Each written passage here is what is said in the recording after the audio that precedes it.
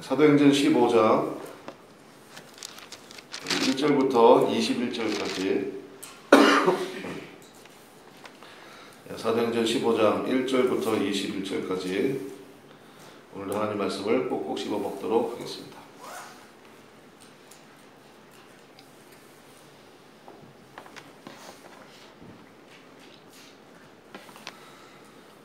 네, 1절부터 함께 하나님 말씀 같이 먹도록 합니다. 어떤 사람들이 유대로부터 내려와서 형제들을 가르치되 너희가 모세의 법대로 할례를 받지 아니하면 능히 구원을 받지 못하리라 하니 바울 및 바나바와 그들 사이에 적지 아니한 다툼과 변론이 일어난지라. 형제들이 이 문제에 대하여 바울과 바나바와 및 그 중에 몇 사람을 예루살렘에 있는 사도와 장로들에게 보내기로 작정하니라. 그들이 교회 전송을 받고 베니게와 사마리아로 다니며 이방인들이 주께 돌아온 일을 말하여 형제들을 다 크게 기쁘게 하더라. 예루살렘에 이르러 교회와 사도와 장로들에게 영접을 받고 하나님이 자기들과 함께 계셔 행하신 모든 일을 말하며 바리새파 중에 어떤 믿는 사람들이 일어나 말하되 이방인에게 할례를 행하고 모세의 율법을 지키라 명하는 것이 마땅하다 하니라. 사도와 장로들이 이 일을 의논하러 모여 많은 변론이 있은 후에 베드로가 일어나 말하되 형제들아 너희도 알거니와 하나님이 이방인들로 내 입에서 복음의 말씀을 들어 믿게 하시려고 오래전부터 너희 가운데서 나를 택하시고 또 마음을 아시는 하나님이 우리에게와 같이 그들에게도 성령을 주어 증언하시고 믿음으로 그들의 마음을 깨끗이 하사 그들이나 우리나 차별하지 아니하셨느니라. 그런데 지금 너희가 어찌하여 하나님을 시험하여 우리 조상과 우리도 능히 매지 못하던 멍에를 제자들의 목에 두려느냐. 그러나 우리는 그들이 우리와 동일하게 주 예수의 은혜로 구원받는 줄을 믿노라 하니라.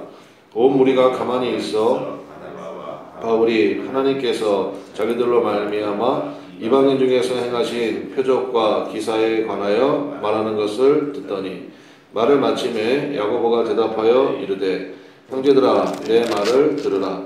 하나님이 처음으로 이방인 중에서 자기 이름을 위할 백성을 취하시려고 그들을 돌보신 것을 시므온이 말하였으니 선지자들의 말씀이 이와 일치하도다. 기록된 바 이후에 내가 돌아와서 다윗의 무너진 장막을 다시 지으며 또 그 허물어진 것을 다시 지어 일으키리니 이는 그 남은 사람들과 내 이름으로 일컬음을 받는 모든 이방인들로 주를 찾게 하려 함이라 하셨으니 즉 예로부터 이것을 알게 하시는 주의 말씀이라 함과 같으니라.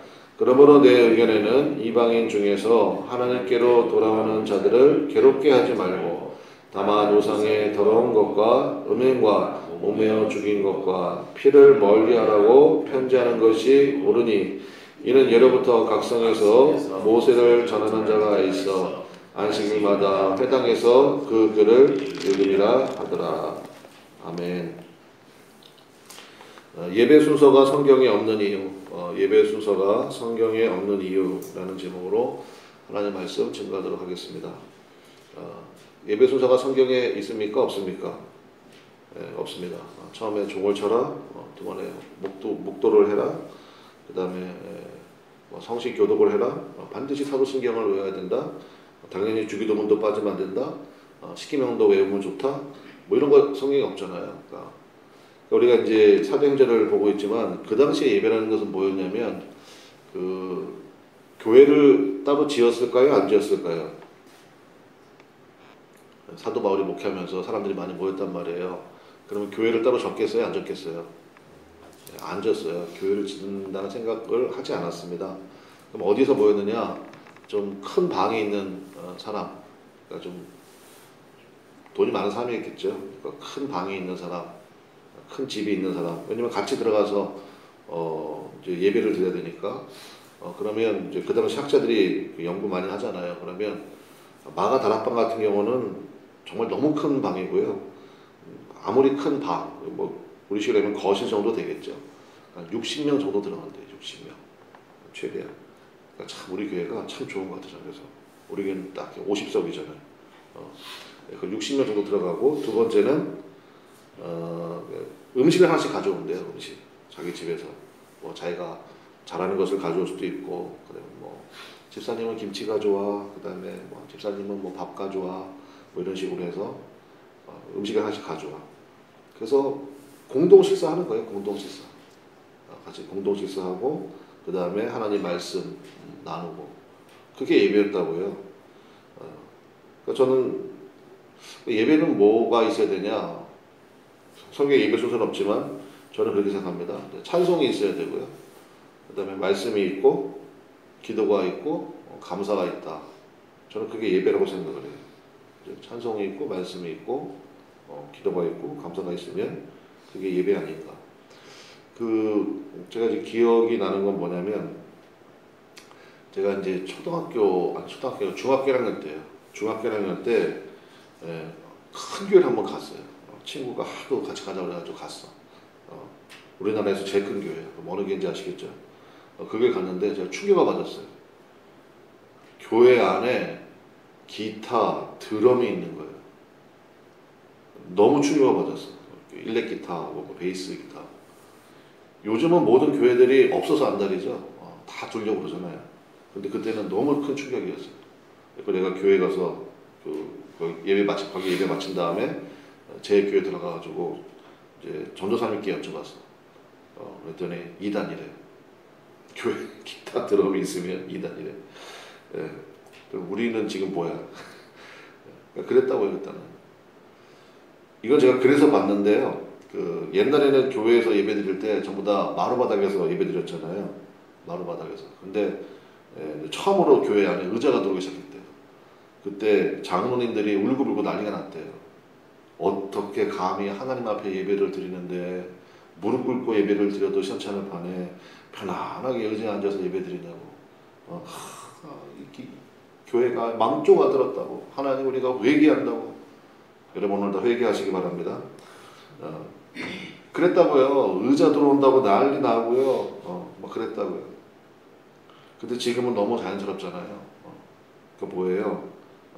중요한 게 아니라는 거예요. 중요한 게 아니다. 그 얘기죠. 이런 얘기 있습니다. 거룩한 노래는 없다. 거룩한 가사만 있을 뿐이다.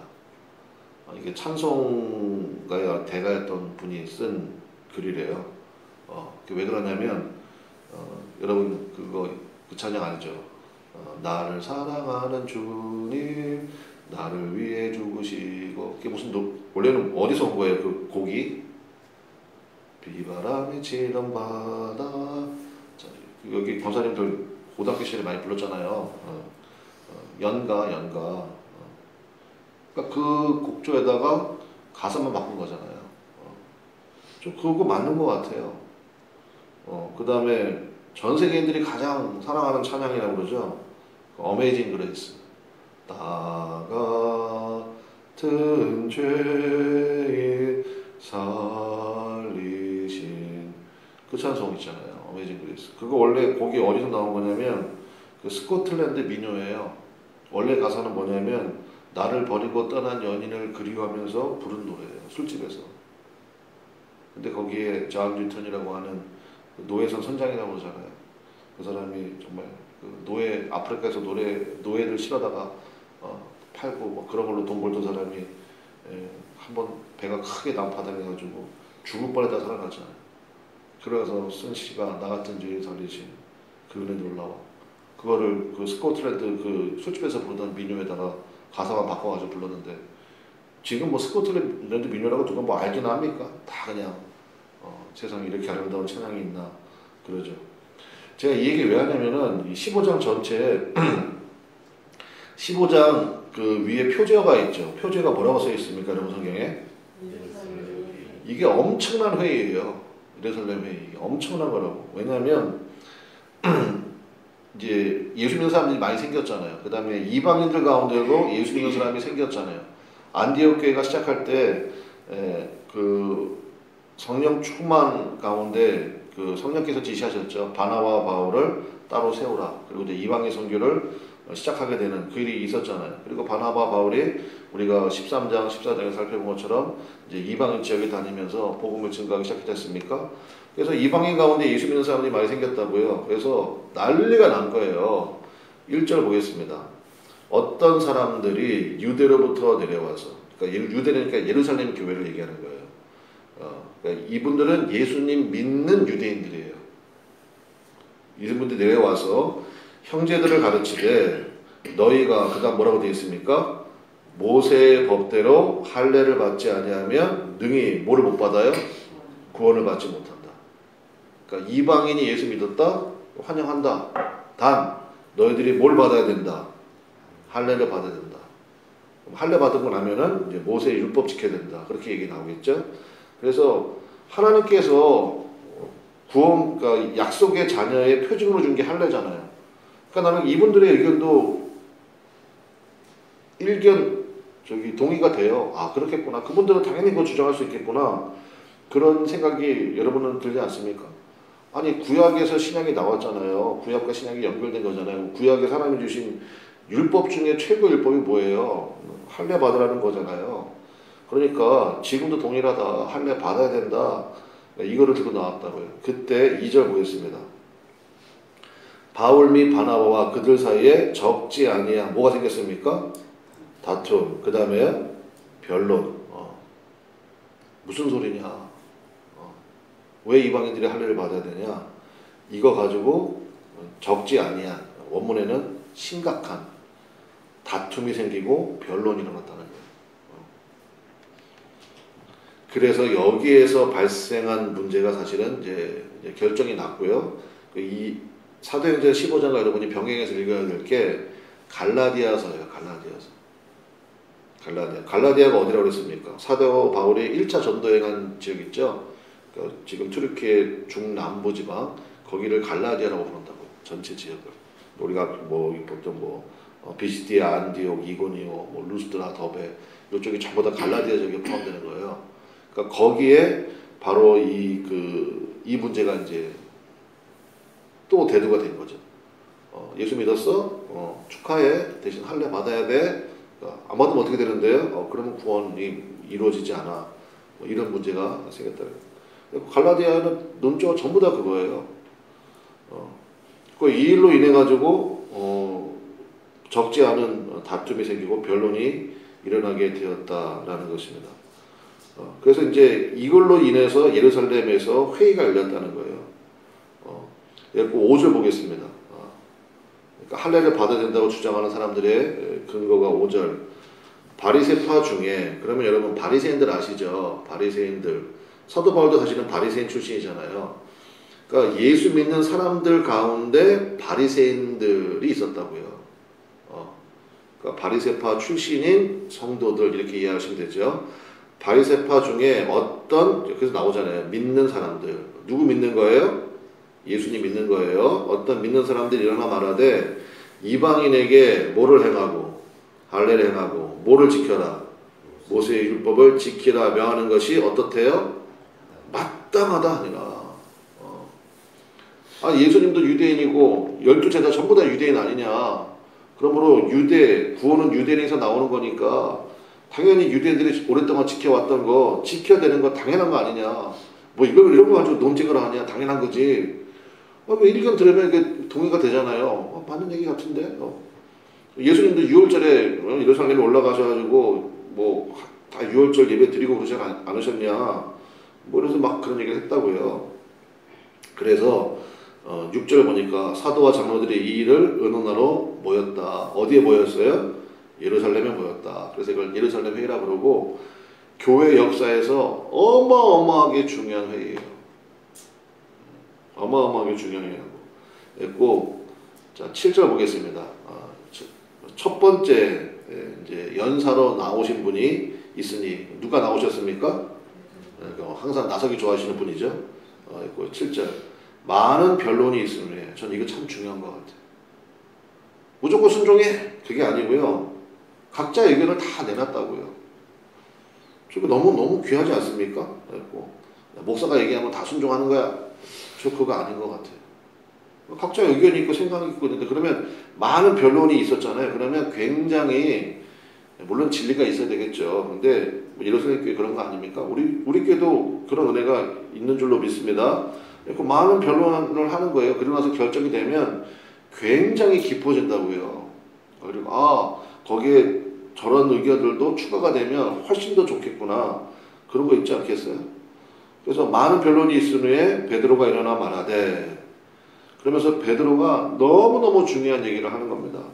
근데 베드로가 이렇게 말할 수 있었던 이유는 우리가 알고 있죠. 사도행전 10장과 11장에 베드로가 경험이 한 번 있었잖아요.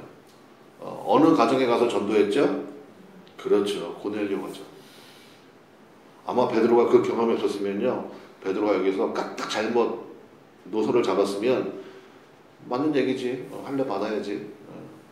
모세도 아브라함도 다 할례 받고 예수님도 할례 받으셨는데 우리도 당연히 할례 받아야지. 이렇게 얘기가 될 뻔했거든요. 근데 베드로가 그 경험이 있잖아요. 사도행전 10장과 11장. 내가 기도할 때 하늘로부터 뭐 바구니가 내려가지고 잡아먹으라 그래서 안을 봤더니 유대의 율법이 엄격히 금한 음식들이 가득 있는 거 아니에요? 근데 먹으라고 하늘에서 3번이나 음성이 있었대잖아요. 그래서 이게 도대체 뭔가 그랬는데 이것이 무슨 의미인가 하고 있을 때 누가 와서 막 문을 두드렸대죠. 고넬료 가정에서 보낸 사람. 이제 그 내용 다 아시잖아요. 그래서 이방인 가정에 가가지고 그 로마인 백부장 그 집에 가서 설교를 시작하려고 그러는데 뭐 설교를 다 끝난 것도 아니에요. 설교 다 한 다음에 뭐 결단에 기도합시다 그것도 아니고 설교를 시작할 때 성령이 그들 가운데 임하셨다. 그 경험이 있잖아요. 그래서 베드로가 뭐라고 했냐? 8절 보겠습니다. 8절. 또 마음을 아시는 하나님이 우리에게와 같이, 그 다음 같이 가볼게요. 시작. 그들에게도 성령을 주어 증언하시고. 우리에게와 같이 그들에게도 성령을 주어 증언하셨다. 그런 일이 있었다. 9절. 믿음으로 그들의 마음을 깨끗이 하사 그들이나 우리나 뭐 하지 않으셨어요? 차별하지 않으셨다. 그래서 결론 11절이에요. 그러나 11절 우리는부터 같이 해봅시다. 시작. 우리는 그들이 우리와 동일하게 주 예수의 은혜로 구원받는 줄을 믿노라 하니라. 아멘. 아멘. 이거 진짜 아멘이죠. 이것이 결정이 됐기 때문에 우리는 모세의 율법으로부터 우리가 자유로운 거예요. 구원을 어떻게 받아요? 할례 받아야 돼요? 아니에요. 모세의 율법, 그 율법에 대한 해석, 이게 탈무드고 이게 미시나예요. 그 해석 미시나에 보면요, 율법은 600가지가 넘어가요. 600가지를 기억도 못하는데 그걸 다 어떻게 지키고 있어요? 얼마나 큰 무거운 짐이 됩니까?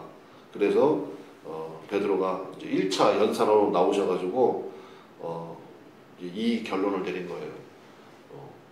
그들이나 우리나 동일하게 주 예수의 은혜로 구원받습니다. 이렇게 결론을 내렸다고. 그랬더니 12절 온 무리가 가만히 있어 바나바 바울이 하나님께서 자기들로 말미암아 이방인 중에 생하신 표적과 기사에 관하여 말하는 것을 듣더니, 그러니까 베드로가 이렇게 얘기하니까 바울과 바나바가 옳습니다 그러면서 이제 자기들 통해서 이방인 가운데 행하셨던 그 놀라운 구원의 역사들을 쫙 진술했다고요. 그 다음에 2차 진술을 합니다. 13절 말을 마침에 누굽니까? 야고보. 성경에 야고보서 있죠? 그 야고보서를 쓴 야고보. 이 야고보는 또 누구예요? 예수님의 바로 밑에 동생이에요. 그 야고보입니다. 사실 실질적으로 그러니까 예루살렘 교회의 담임 목사가 누구냐? 야고보예요. 그래서 야고보서 1장 1절 보면요, 흩어진 12지파에게 명하노라. 그러니까 여러분 제가요, 대한민국 국민들 들으십시오 그러면 웃겨요 안 웃겨요? 되게 웃기지. 당신이 뭔데? 그렇잖아요.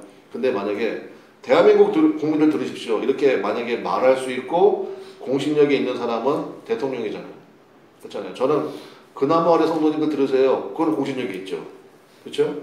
그러니까 야고보가 흩어진 12지파 들으십시오. 그러면 그 당시에 영적인 리더는 야고보였구나. 그걸 우리가 알 수 있는 건데, 야고보가 결론을 내려줍니다. 그럼 야고보가 대답하여 이르되, 여기서 쭉 이야기를 쭉 하시거든요. 그래서 19절부터 한번 봅시다. 19절. 그러므로 내 의견에는 이방인 중에서 하나님께로 돌아오는 자들을 뭐 하지 말고 괴롭게 하지 말고. 20절. 다만 우상에 돌아온 것과 음행과 목매어 죽인 것과 피를 멀리하라고 편지하는 것이 옳으니 이는 예로부터 각성에서 모세를 전하는 자가 있어 안식일마다 해당해서 그 글을 읽음이라 하더라. 그리고 땅땅땅 회의 끝 하고 마쳤다고요. 얼마나 감사한 일입니까?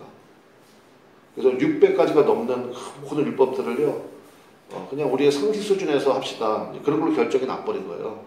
그냥 우상에 더러운 것, 그거 좀 피하는 게 좋겠고요. 그 다음에 음행, 음행 당연히 피해야 되는 거 아니에요? 그 다음에 목매어 죽인 것, 이게 율법에서 금하는 거니까 또 피를 멀리하라고.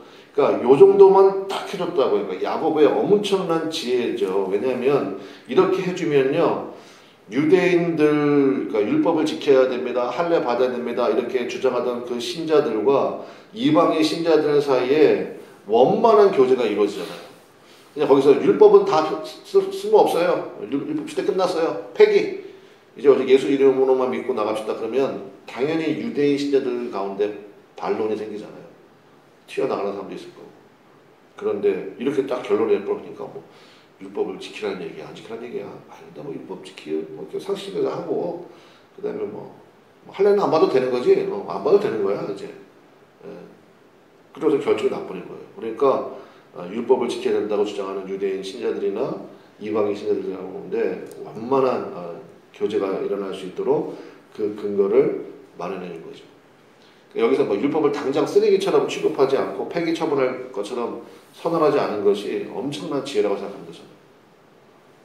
그래서 이 흐름으로 쭉 가게 되니까 사실은 말을 안 했지만 아까 베드로가 얘기한 거 거기에다 다시 한번 확인 도장을 찍어준 거죠. 그래서 전체 결론이 뭐냐면 내일 새벽에 하겠지만 28절이에요. 28절 첫 마디가 뭐예요? 그 다음에요. 결정난 거예요. 성령과 우리는. 그러니까 성령의 생각과 우리의 생각이 같다 다르다. 같다 이렇게 거죠. 이건 이제 최종 결정이라는 얘기입니다. 성령과 우리는 그 다음 같이 읽어봅시다. 시작. 이 성령과 우리는부터 시작. 성령과 우리는 이 요긴한 것들 외에는 아무 짐도 너에게 지우지 아니하는 것이 옳은 줄 알았노니. 정말 중요한 것, 요긴한 것, 그거 외에는 아무 짐도 너에게 지우지 아니하는 것이 옳은 줄로 결정했습니다. 그래서 그 편지를 써가지고 공문서를 보내서 이제 내일 새벽에 하겠지만 바울과 시다를 통해서 확정해가지고 전달했다라는 것입니다. 여러분, 그러므로 우리도 마찬가지입니다. 교회의 문턱은 낮아야 됩니다. 누구든지 올 수 있는 교회가 돼야 되죠. 누구든지.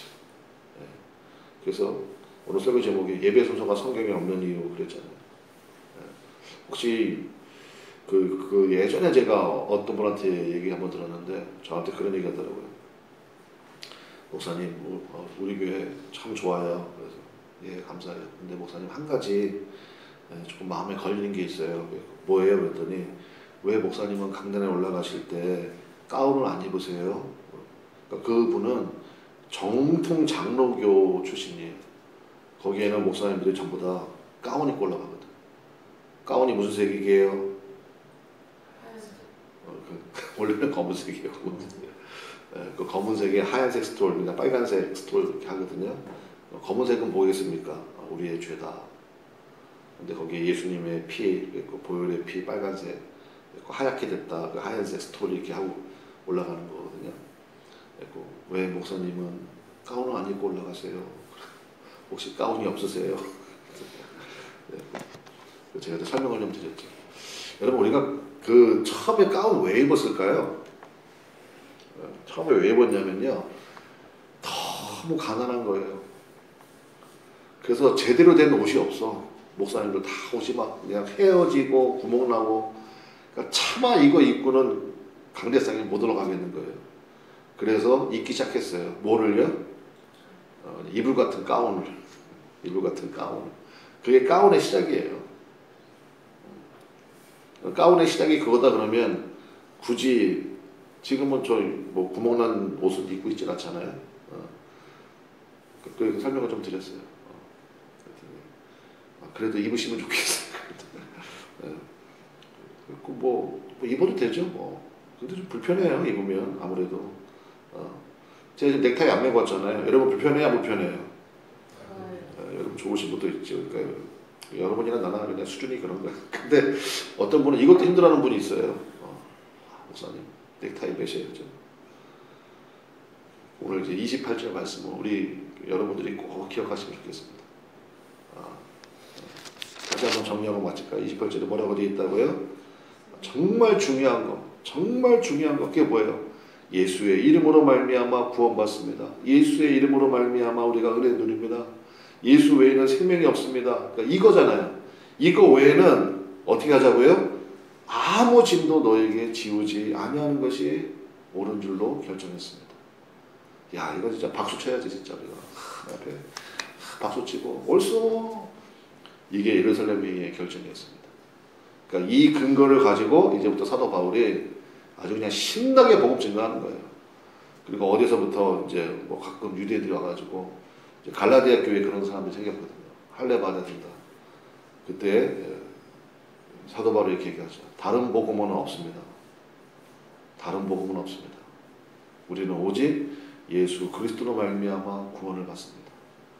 할례를 행한다고 율법을 지킨다고 구원받는 것이 아닙니다. 그러면서 다른 복음을 전하는 자는 저주를 받을지어다. 그래서 갈라디아서 읽으면 굉장히 좀 마음이 불편할 수 있어요. 왜냐하면 매일 뭐 저주받으라. 그 정도로 아주 심각한 문제였다. 근데 이게 너무너무 귀한 결정이었죠. 우리도 마찬가지입니다. 여러분 정말 중요한 건 우리 예수 외에는, 그래서 우리가 찬송 불렀잖아요. 나의 갈 길 다가도록 누가 인도하십니까? 예수님 인도하신다. 그 주님만 붙들고 오직 그 주님만 의지하고, 그리고 어떤 사람을 하나님께서 만나게 하시든 붙여주시든 정말 예수님이 그러하셨듯이 주님의 사랑으로 그들을 다 품에 안아주시기를 주님의 이름으로 간절히 축원합니다. 너 옛날에 그랬잖아. 너 옛날에 이런 짓 했잖아. 너 옛날에 이런 사람이었잖아. 그거 뭐가 중요합니까? 중요한 건 그분이 예수님께 나왔다는 거 아니에요? 우리가 그런 기회 됐으면 좋겠어요. 그래서 그 나무 아래 다 모여가지고 그래서 우리 권사님이 만드신 그 가사 너무 좋아요. 진짜. 그 나무 아래 모였을 때 나의 하나님, 나의 하나님, 생명 주시고 은혜 주시고 우리의 눈물 닦아주시는 그 주님만을 증거하는 우리 교회 되기를 주님의 이름으로 간절히 축원합니다.